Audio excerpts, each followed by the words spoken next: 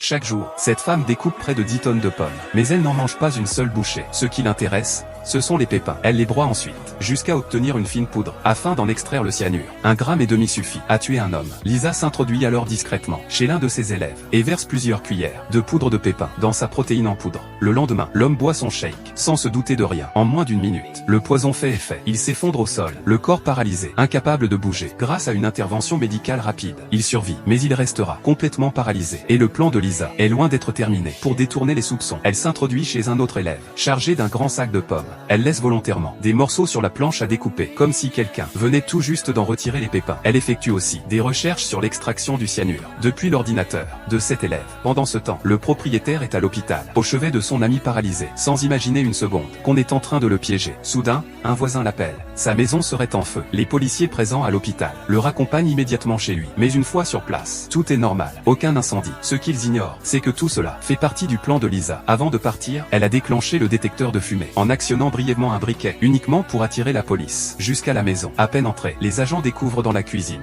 une grande quantité de morceaux de pommes et de pépins. Les preuves semblent accablantes. La police jubile. L'homme est arrêté pour tentative d'empoisonnement. Pourtant, ces deux hommes ne méritent aucune compassion. Au contraire, leur sort a un goût de justice. Une nuit, eux et deux complices ont enlevé la fille de Lisa. Ils l'ont torturée à tour de rôle pendant 8 heures. Puis ils l'ont abandonnée comme un animal. Lorsque Lisa revoit sa fille, c'est à l'hôpital. La voir dans cet état lui brise le cœur. Après son réveil, la jeune fille témoigne. Les 4 agresseurs sont rapidement arrêtés pour viol. Mais le chef du groupe est un fils de famille richissime, puissant et influent. Avec son argent, il corrompt le juge. Et contre toute attente, les 4 hommes sont relâchés sans la moindre condamnation. Le mari de Lisa ne supporte pas ce verdict. Il frappe l'un des agresseurs en pleine audience et se fait arrêter pour outrage au tribunal. Lisa ne peut que regarder, impuissante, son mari emmené dans une voiture de police, tandis que ceux qui ont détruit sa fille s'enlacent et célèbrent leur liberté. À cet instant, la justice semble absurde. Alors Lisa décide de rendre justice à sa manière.